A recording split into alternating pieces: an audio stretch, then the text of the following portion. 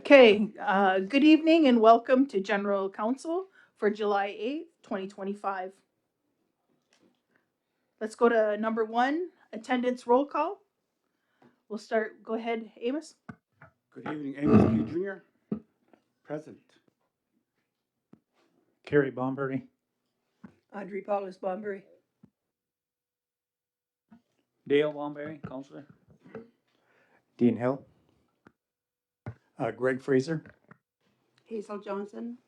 Melba Thomas. Cynthia Jameson. Go ahead online. Counselor Leslie Green. And Elena Venevery is on vacation, and Helen Miller might be joining us shortly. So let's go to number two, identification of media. I don't see any. Let's go to number three, community acknowledgements. Let's take a moment to remember those that we have recently lost. Let's take a moment.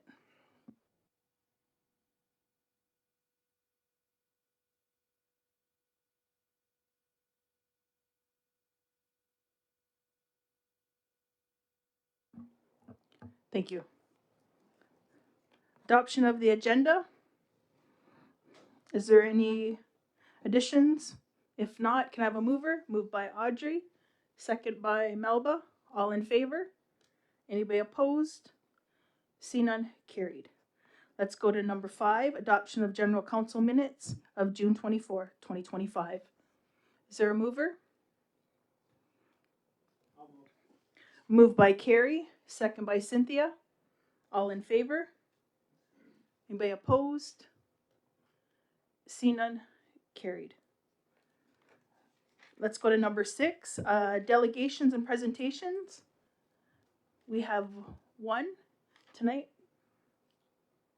and I think they're coming by teams. No?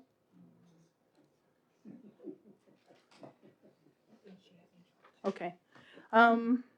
We'll continue. She hasn't joined us yet, so we'll come back. Let's go to number seven. Recommendation from Hydro One. Recommendation 7.1 that Six Nations of the Grand River 59th Elected Council approve of the request by Hydro One Networks for installation of 3 new poles at intersection of Chiefswood Road and Second Line, Sour Springs Road, as part of the upcoming work for system reliability and load management. Poles to be installed within right-of-way, new primary and neutral wire to be installed crossing Chiefswood Road and extending down Sour Springs Road to meet up with existing Hydro One owned circuit. 1 new Spay wire to cross Sour Springs Road as per sketch provided. Was there any comments regarding that? And if not, can I have a mover for them to do the work? Moved by Audrey, second by Dale. All in favor? Anybody opposed? See none, carried. Waive second reading. Moved by Audrey, second by Dale. All in favor? Anybody opposed? See none, carried. Okay. So I see our delegations here. Good evening, Jennifer. Can you hear? You're on mute. All right, can you hear me now? Yeah, I can hear you now. Okay. Okay. So what I have here is to provide Chief and Council with an update on the status of bread and cheese deliveries. Yeah. Okay. If you just want to introduce yourself, and then the floor is yours. Sure. Okay, thank you. Hi, everybody. My name is Jennifer Mount Pleasant. I am a Six Nations community member. So I want to thank Chief and Council and everybody who works behind the scenes for getting me on the agenda today. The reason why I wanted to come before council today is to give an update on there was a few of us community members who came together about a week before Bread and Cheese as a result of there were some community, well, a lot of community members that were wanting bread and cheese, but due to reasons like being seniors, being persons with disabilities, or being immunocompromised, were not able to attend the event themselves and had nobody to go and get bread and cheese for them, and otherwise would not have received any bread and cheese. So a few of us came together to see if we could get some portions to be delivered to them. So so the purpose of me being here is to just update Chief and Council on what transpired, what led up to that. We were able to get 50 portions of bread and cheese. And then I'm also going to request that it be done again next year. So just a little bit of a background. So in the week leading up to, and I wrote notes down, so I'm just reading directly from my notes. In the week leading up to bread and cheese, there seemed to be a lot of discussion on social media. We have a few community groups on social media. I am the admin for one of them, the Six Nations Community Bulletin Board. I've been adminning that group for about 13 or so years. So in that group, but I know these discussions were taking place in other groups as well, but I'm just referring to what was going on in the group that I admin. There were some community members who were posting about not being able to get any bread and cheese due to reasons, and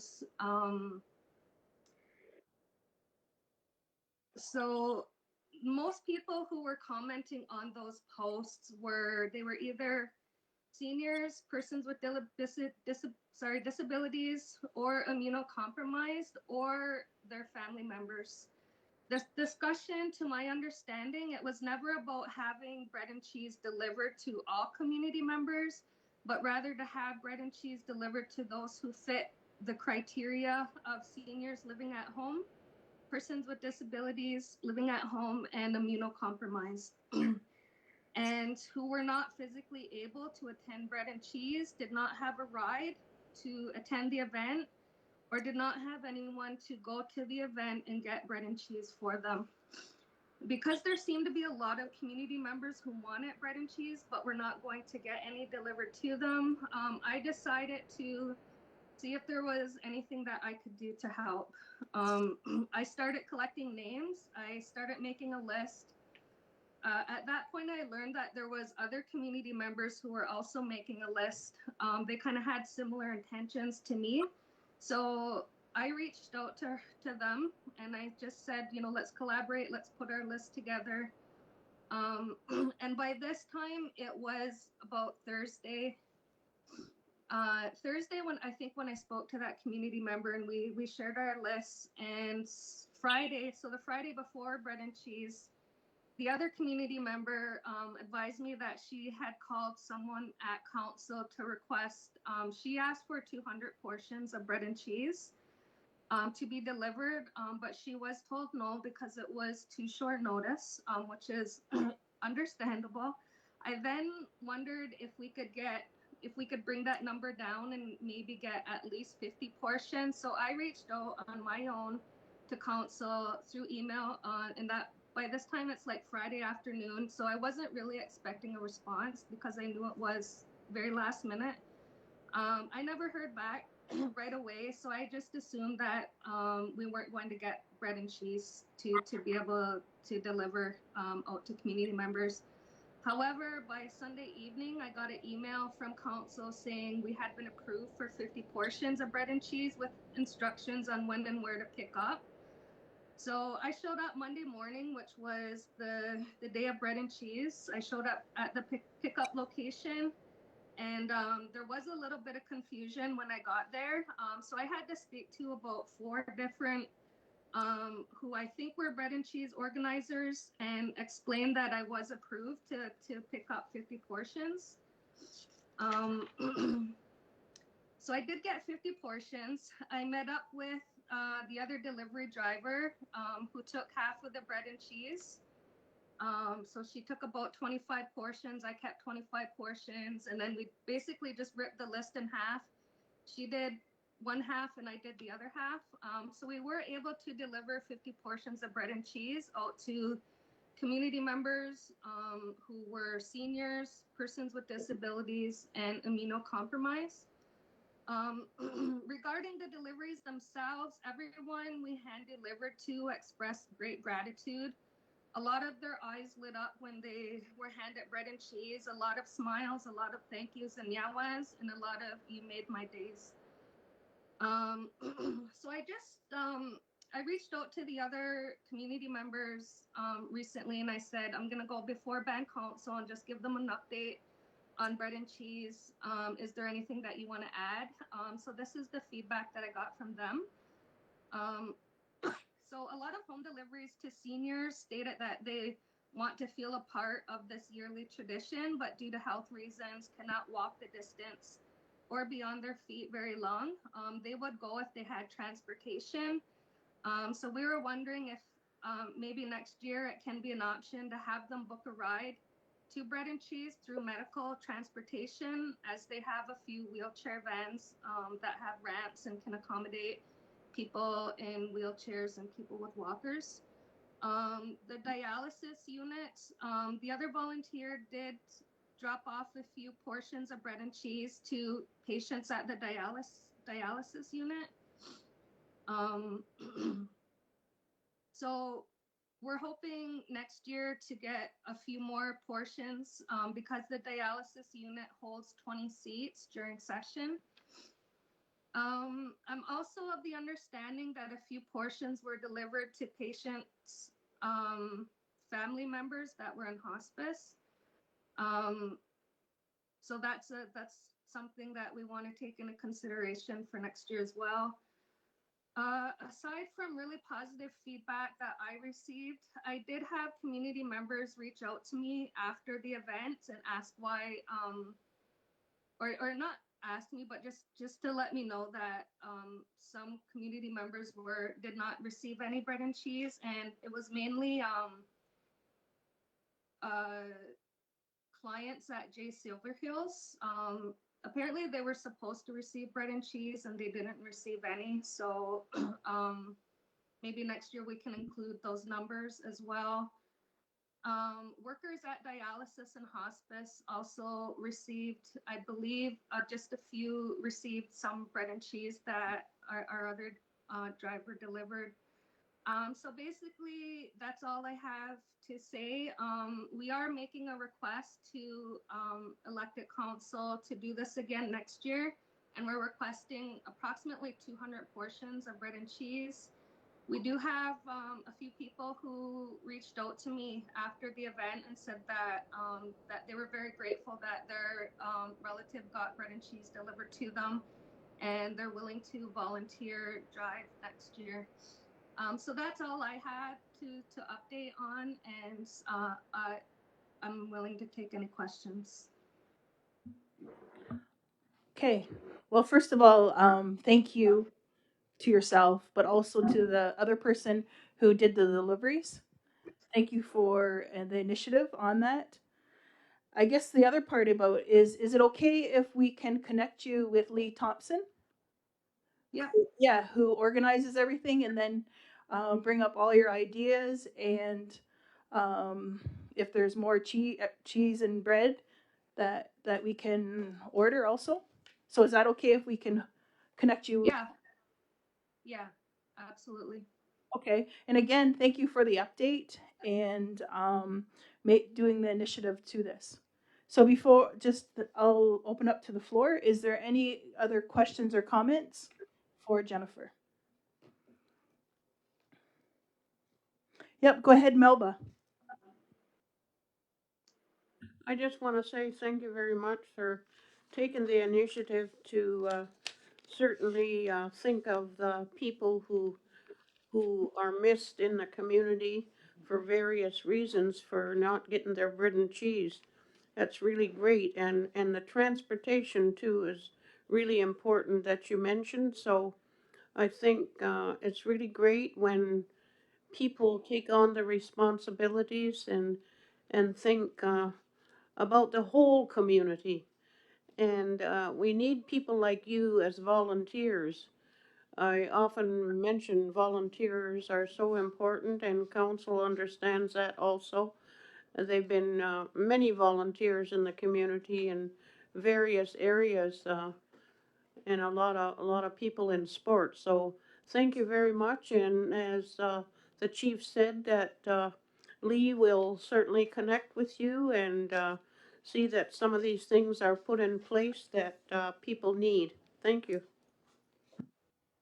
Thanks, Melba. Yeah. So Brooke has your contact. I just asked her to make sure, and we'll send you Lee to get in contact with you. Okay, awesome. Okay.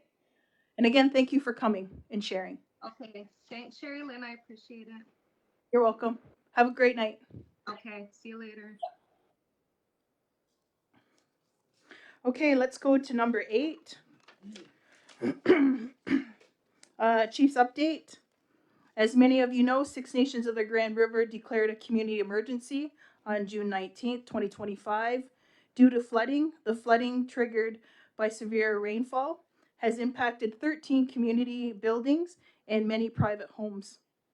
Key priorities are the Iroquois Lodge and J. Silverheels complex, where we aim to ensure that the residents can return home safely and promptly. I'm happy to report that most of the evacuated residents from the Iroquois Lodge and J. Silverheels are adjusting quite well into their temporary care situation. Some are in Delhi and some are with family. The power of attorneys for each resident of these homes have been completed to ensure that the family members stay informed. Family members of the Iroquois Lodge can continue to call the Lodge at 519-445-2224 for information. Our Emergency Operations Center is prioritizing consistent communication and will provide updates on any developments as they arise. Six Nations of the Grand River is in the final stages of assessment, and both groups will soon be going to the following steps, which is remediation. I want to say now and thank you to everyone involved for their hard work and commitment to supporting our community and residents in this time of crisis. I continue to advocate regularly for community members, and I offer support where I can. I hear your voices, and I appreciate the solution-based ideas that are brought forward to me. I also want to ensure that the community that the Six Nations of the Grand River Elected Council is still doing the work to address concerns on the outdoor growing of cannabis. We are still working on this with our lawyers in the Six Nations Cannabis Commission, and want to thank you for everyone's patience. On Saturday, June 21st, I attended the Six Nations Solidarity Day celebration at Parks and Recreation, where I gave opening remarks. I was also joined by Councillor Dean Hill, who was a great MC. It was great to be there with all of you and to see so many smiling faces and everyone having fun. And now, and thank you to Lana Henhock, who catered the food, and to all the volunteers and staff members who came together to help make the event possible. And I would also like to thank Grand River Enterprises for their continued support for the free rides, free caramel corn, candy floss, and candy apples. Again, thank you. A special edition Metrolinx double-decker bus was at the event commissioned by Metrolinx to honor Indigenous History Month. This bus, featuring artwork by local artist Shade Sandy, will be in service by Metrolinx for the next year. Again, congratulations. On June 27th, I attended and gave welcoming remarks at the Six Nations of the Grand River Economic Development Corporation ribbon cutting ceremony for the Oneida Energy Storage Project in Nanticoke. In early June, the J.C. Hill Thunder Club helped me to plant community gardens in the planters surrounding the Central Administration Building. Some of these seedlings still need time to grow, but the green leaf lettuce is now ready to be picked. The lettuce can be found in the 2 planters boxes behind the Central Administration Building, so please help yourselves. And the last one is I want to remind the community that Six Nations has a senior hub that offers the following services: dementia care, elder companions, advocacy, events and programming, and navigation services. If you or your family are looking for support for seniors, the Senior Hub is located at 1830 6th Line and can be reached at 519-445-4481. And that's my update. Can I have a mover to accept his information? Moved by Audrey, second by Dean. All in favor? Anybody opposed? Seeing none, carried. Let's go to number 9, update from the committee meetings. Data governance, that was held June 24th. Go ahead, Dean. Thank you, Chief. So far in the Data Governance Committee, what we have so far is a system created that can streamline data and information to counselors for advocacy purposes. I know that Zach and his department has worked really hard to gather and collect kind of all the data amongst all of our departments into a centralized area. And when counselors need to pull up any type of statistics or anything to help them in their advocacy work, you can reach out to Zach and he'll get that data to you as soon as he possibly can. The system is pretty refined right now, so it'd probably take less than a week, I would say, for any requests that counselors may have regarding any sector that we have in the community. Another thing that we were discussing, just kind of preliminary talks, were about privacy and sharing information. So the information that we want to share, within the committee, we've had discussions sharing it with our community members and making sure that it is for our community members only. So we have been talking about various options we can do. One of them might be going to in-person meetings for the public, like for our open public meetings, to where we might be moving offline here.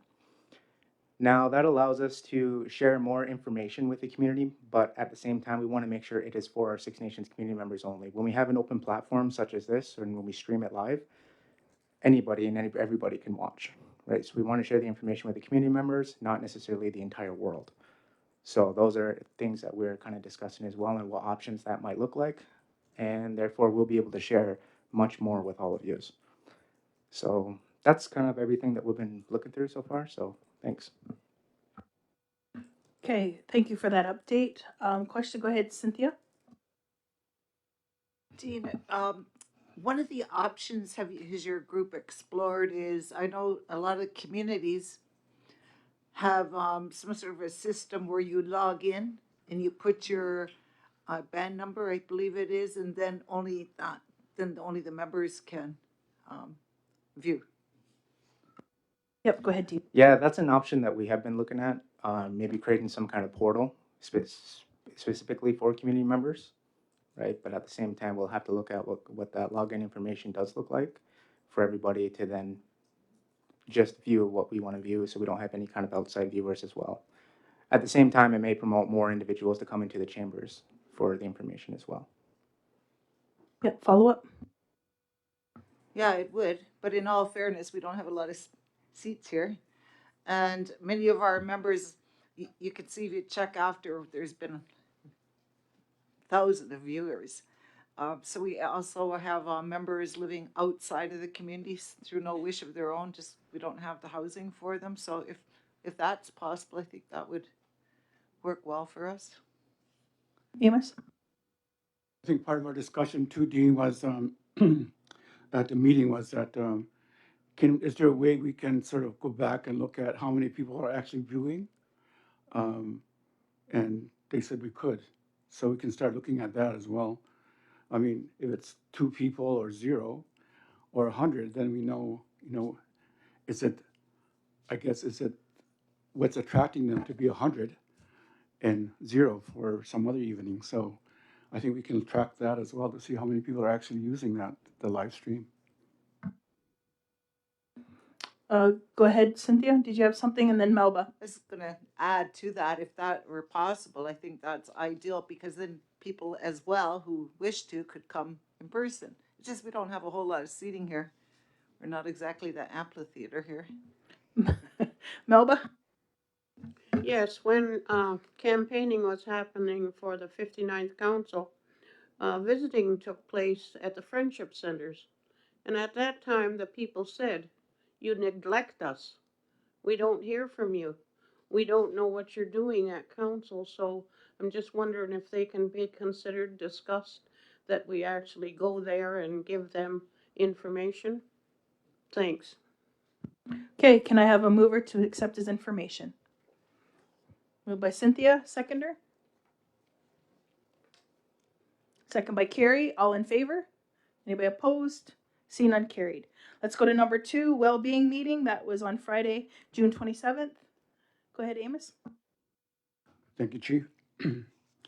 And Deborah and whoever else is here can help and join in if I stumble on some of this business. We did have our meeting on the 27th, and we had a couple of big items to discuss over the course of the morning. And one of them was the primary care legislation and the work of Ontario Action Plan team. They're looking at the way it's being set up right now. First Nations are being excluded out of that legislation, and so we're advocating that we get involved with that, and especially when Jane Philpott is here next week's, who's the lead on primary care in Ontario. Is that meeting still going to happen? I was seeing some text today. I don't know if Deborah has any more information, but anyway, we should cite all of that. I just want to commend our staff. They are really going forward with creating the bullets for us to share with Jane Philpott, who's now the lead on the primary care in Ontario. She was appointed by Premier Ford last October 24th. And ever since then, I've been advocating that we should meet with her. So finally, we do have a meeting from the chief's office. It's being organized on July the 24th or 3rd? 23rd. 23rd at 1:30. So we're going to be hosting her. And that's going to be great because we have lots of things we want to share with her. In fact, I just want to, there's a resolution coming forward, I would think, from our advocacy, and we want to send a letter to Minister Sylvia Jones advocating for the fact that we are left out of the new legislation and policy regarding primary care. And we want to CC to Will Verma and Brad Rickford, Greg Rickford, make sure that they both see the letter that we would send to Sylvia Jones, the Minister for Health. So just want to read the resolution that's going to, they're there for. Be it resolved that the Six Nations of Grand River Elected Council, in collaboration with the Six Nations of Grand River Department of Wellbeing, send a letter to the Minister of Health, Sylvia Jones, CC to MPs Burma, and Greg Ridford, outline the need to immediately engage Indigenous communities, which should be First Nations communities, in all primary care policy and funding decisions. So that'll be coming forward to Council. The second item we looked at was Ontario is looking at another piece of legislation for organ donor, organ donation legislation, Bill 4. As you recall, in the past, you could opt in to donate your organs for them to play with in science or whatever. But now they're assuming that it's, what is the word for that, Deborah? They're assuming that it, pardon? Yes. So then it's assumed that we're already presumed that we already opt into it. So we are wanting to send a letter as well with our disappointment in that and not being engaged and consulted on it. But we also asked the chief and myself, to, because this legislation being developed, they're going to have standing committees, of course, that we go and present our issues on that we weren't consulted in the first place, again, and that we are against the legislation, Bill 4. on organ donations. So the resolution coming forward will be read as follows. Therefore, be it resolved that the Six Nations of Grand River elected council take the recommended position against a presumed consent, that's the name of it, presumed consent, approach to organ donation and tissue removal because of significant cultural considerations by First Nations as informed by the Six Nations of Grand River Department of Wellbeing. So we want to take that as our position, Chief. And we want to be able to hopefully go to the standing committee and cite that with them. Again, not being consulted in the first place. So we're going to submit a paper on that, a position for Bill 4, and have it read into the record. So it's hoped that the chief and or myself will be attending that standing committee to deliver that. The third big agenda item was, of course, our Manitoba evacuees update. Deborah gave us an update of the situation in Niagara Falls, Ontario. There's up to 450 evacuees, if not more. That's the number, right, Deb? 1,200. Oh, okay. Our notes say 450, so 1,200 folks there.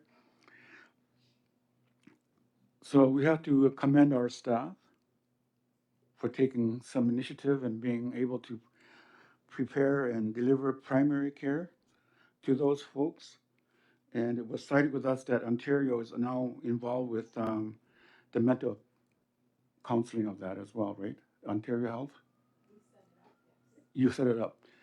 So our staff has been taking a great lead on this, and I think if we can promote that in our reports to the community, I think it really needs to be shouted out with a huge headline that Six Nations is taking the lead on this. And so we're also looking at bringing some of the evacuees here in the end of July, the week of July 28th. I know Deborah and the staff are organizing something for those 3 days or 2 days or 1 day, depending on the costs. And I volunteered to see whether we could bring some of them here for the last day of the powwow on the 27th, I believe it is. And now we're working behind the scenes about getting buses. Even at 450 people or 500 people, that'd be like 13 buses coming from Niagara Falls. So, and then providing our great hospitality of a meal and the admissions. So that's what we're working on behind the scenes, and that came to our committee as well. So we're working on that behind the scenes to see whether we can host them, the evacuees in the community. So it's going to be a lot of work on that as well. And the staff are taking the lead on as well.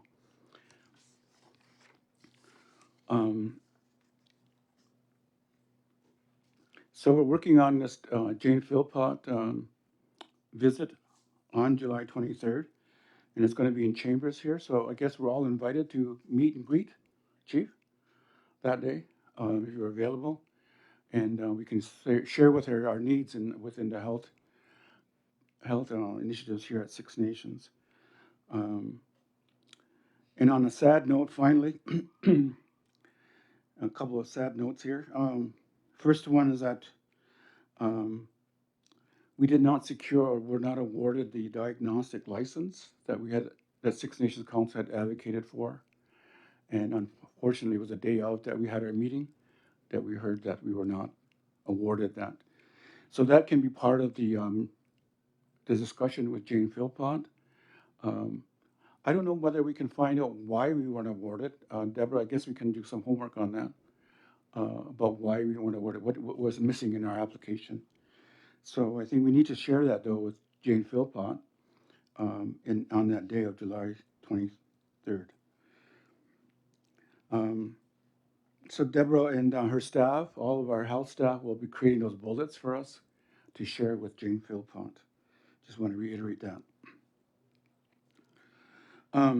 My last point is that I know you might all remember that I was appointed to the Site Identification Task Force.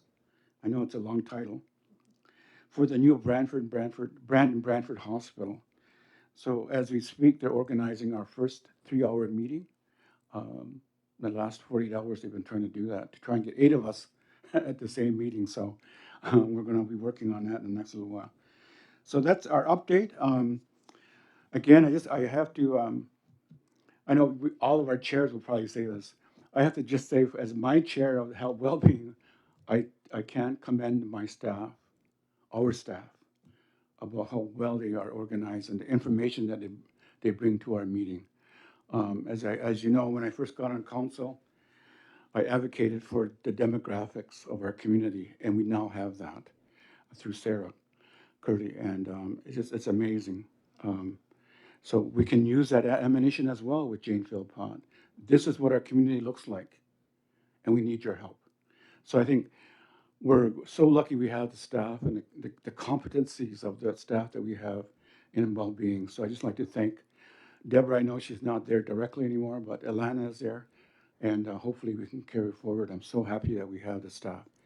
And I know we always say that with as chairs of our staff, but I just have to say, and I think the other thing I want to make sure that we suggest to Philpott is that we are in the middle or the beginning, we might say the beginning, I guess, of creating our own Haudenosaunee social determinants of health. And I think we are ready to start on that research, and then even a Haudenosaunee index of well-being. So I think we should maybe begin that conversation with her, and maybe they'll fund it, the research for us. So anyway, I just want to leave that with you all. So that's my report from well-being from June 27th. Yeah, cool. Okay. Cynthia? Yeah, thanks for your thorough report there, Amos. And I've got a couple questions both on that bill for the organ donor legislation as well as the primary care. Yeah. I guess the first one I'll do is the organ donor. Just from your presentation, can you clarify for us, once it is in place, does it mean then we have given our consent for somebody to take our organs, unless we fill something out saying we object? Yes. Otherwise, they'll.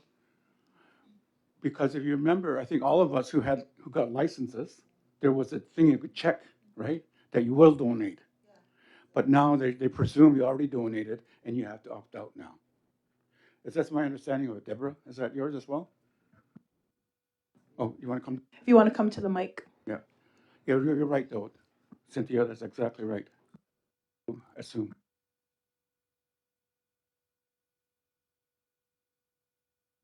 Again, that's why we said we weren't consulted on this, and that's why you want to be able to go to the standing committee. Go ahead, Deb. So this is Bill 4, which is the Peter Kormos Memorial Act, and it's in its second reading as of June the 16th of 2025, and it does propose significant changes to the current organ donation system. And Amos is right that it's now they're trying to make it presumed consent, where individuals are automatically opted in for organ donation and tissue removal. So the goal of this is because our organ donation is so low in Ontario. So if this passes, people have to now opt out. There's been little to no engagement with Indigenous communities, which is our concern, because for us, there's a very significant meaning to not donating our organs. And so this is something that needs to be addressed, because my concern as well is, entering into the Western healthcare system is challenging at best for a lot of our people, especially those without advocacy. And it would be very easy for them to be overlooked. And so this is something that I feel is critical for our leadership to address, that we are not included in this as Indigenous peoples. Thank you for that update. Go ahead, Audrey. And I feel there's a spiritual connection to this as well, that a lot of people don't believe that they should have their organs separated from their bodies. So we have to respect our culture and our beliefs. Okay. Can I have a mover to accept his information? Whoa. Oh. Oh, did you? Oh, okay. Go ahead, Cynthia. Thank you for that clarification, Deb and Amos. On the other, the legislation for primary care, I wonder just for our general knowledge and greater understanding, if either Deb or Amos, if you could explain, like in a nutshell, though listing everything, what is primary care? And this is provincial. Do we currently have, when we have primary care, but if you could, for us all, explain what that is. And do we get any of that service funding from the federal government right now? So primary care is provincial funding, and primary care is your entry into the healthcare system. So often that happens through your primary care physicians. So we have been active in trying to build our family health team. And last year we were in receipt of funding for that. This year there was another call because according to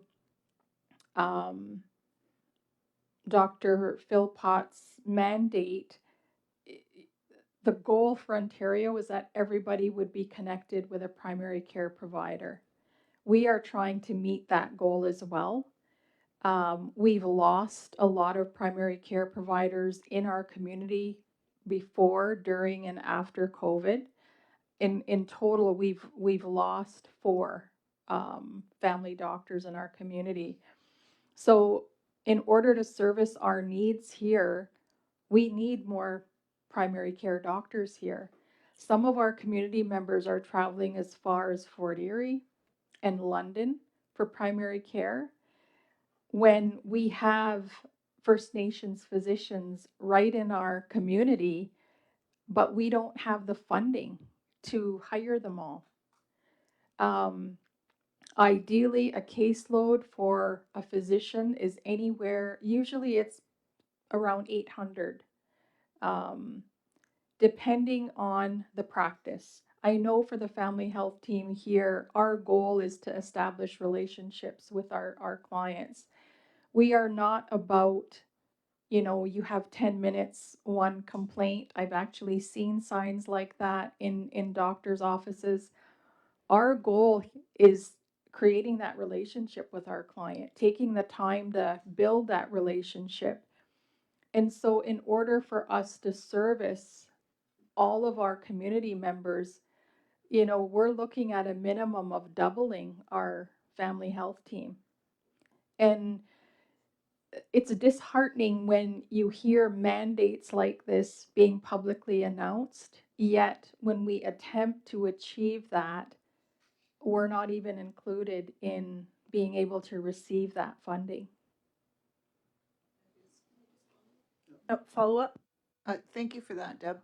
Just a follow up. Now, health isn't my area, so excuse my ignorance. But every year there's this, there used to be an annual ISK meeting in the fall.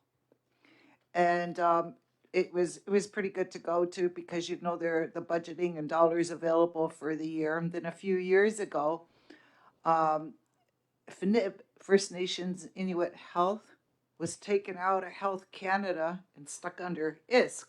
So for a while they were kind of both parties very confused.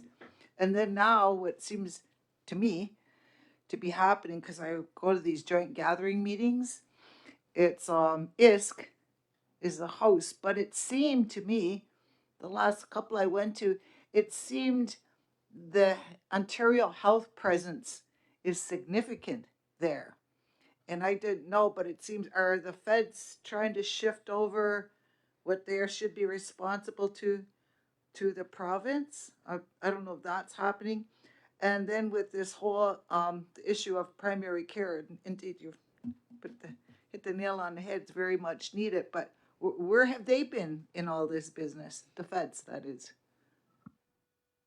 fair to ask you, but if you know, or what we Yeah, can do to address I that. can't speak for the feds. I honestly don't know, like in terms of if their goal is the shifting of it. Um, in terms of primary care with ISK, their mandates are very different. So when it comes to health, like they're community health related, versus primary care related. Um, the needs are very different across the province. So they've always been involved with nursing aspects versus the medical aspects. Melba?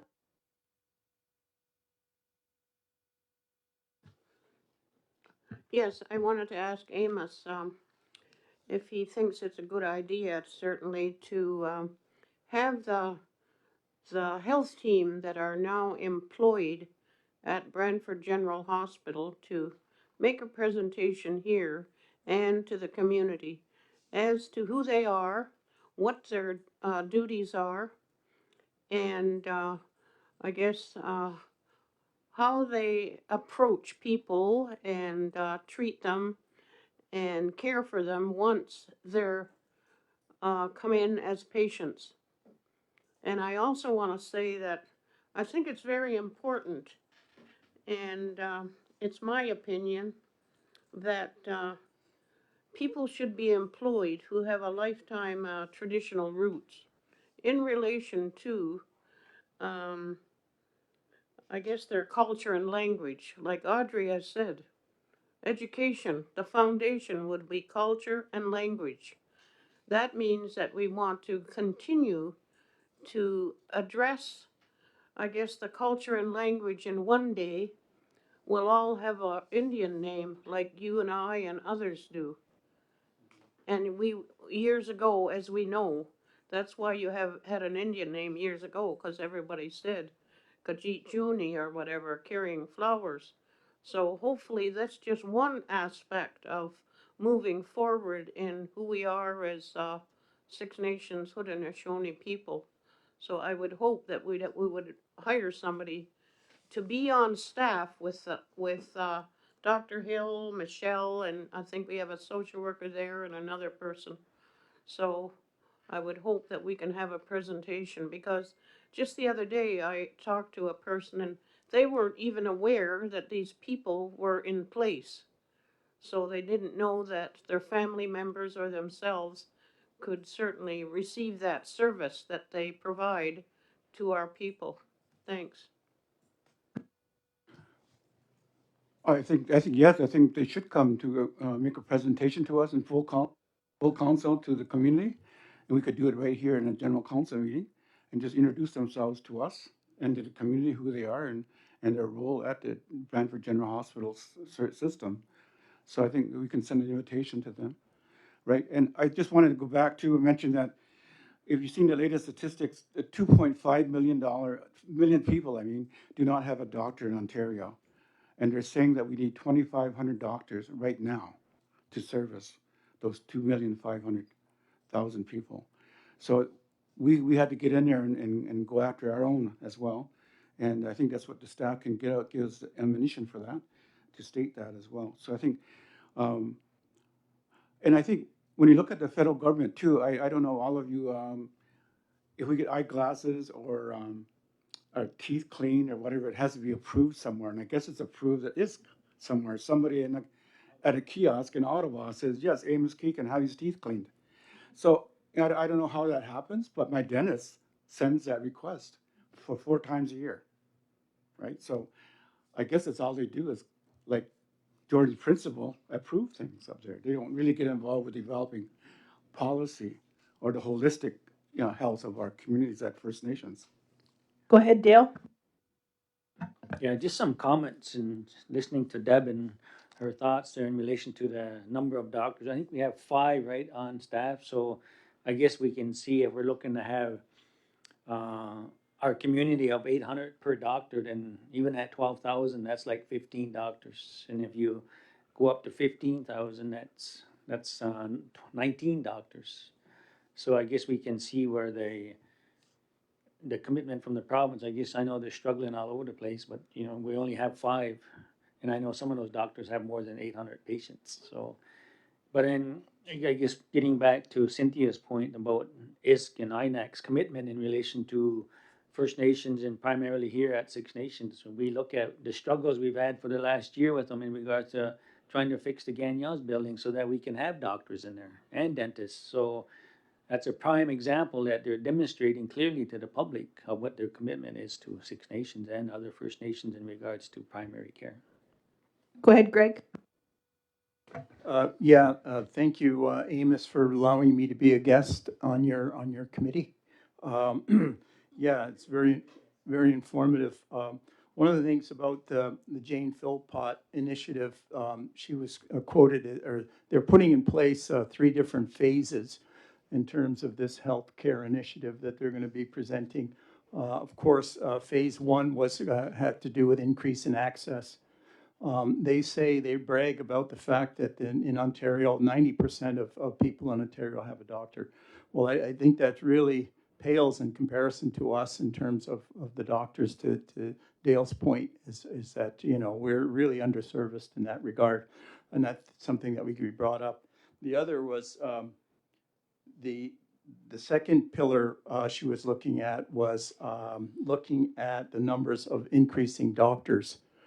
You were saying 2,500. They're going to try to use an increase in nurse practitioners, nurses, nursing students, trying to get institutions to accept more of these. Again, it comes down to infrastructure. Again, we lose out in that respect. So it's another issue that I think can be brought up. The last one, of course, is infrastructure. Infrastructure, she was saying that they're going to look at trying to repair, or I guess remediate or increase the number of hospitals up to a number of 50 hospitals, and also increase the number of long-term care beds in terms of 2,500 or something along those lines. So that's you know, a very bold initiative outside our community.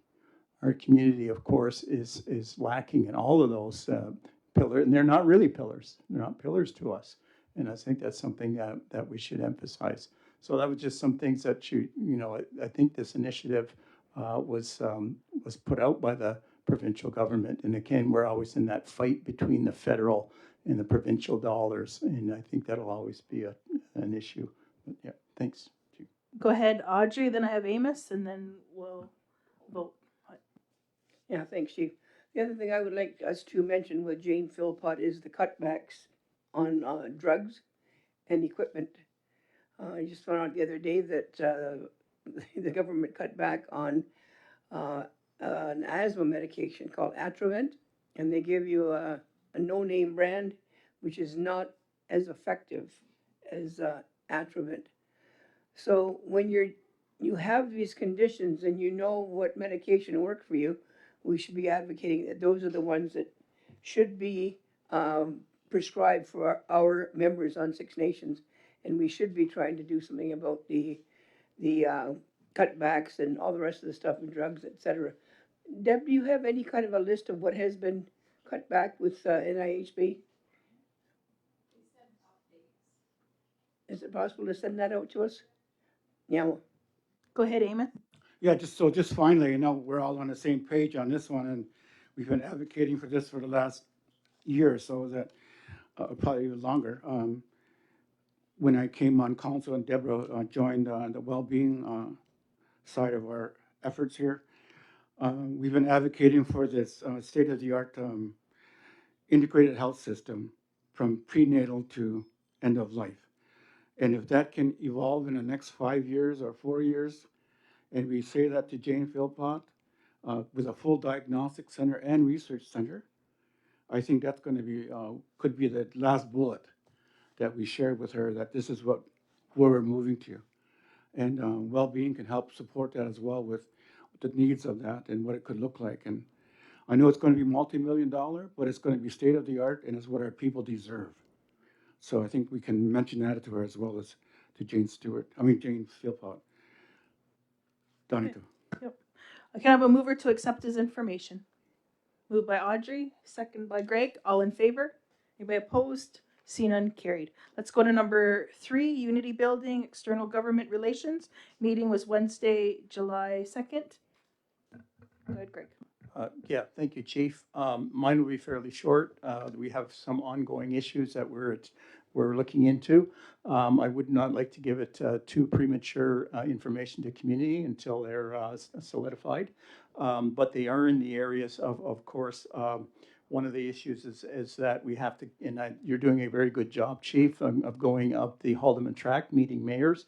Of course, we have to get our culture and our name, the Haudenosaunee name, out there. We have to do that, and pretty much a lot of the municipalities are still just learning about us. So that's something that we have to keep hammering away, and that's something that we will looking at some type of schedule, some type of way of reaching out beyond the Haldeman tract and making sure that people are in the municipalities are aware of our existence and who we are, and also our claims to the land and to the area. So that was one thing. The other thing too is we had a couple of items in justice that will be coming forward to the community concerning basically engagement, and also, but I didn't want to be too premature in that more information will be given to the community about that, as well as we're looking at, of course, some other things in terms of justice. As you know, there are certain issues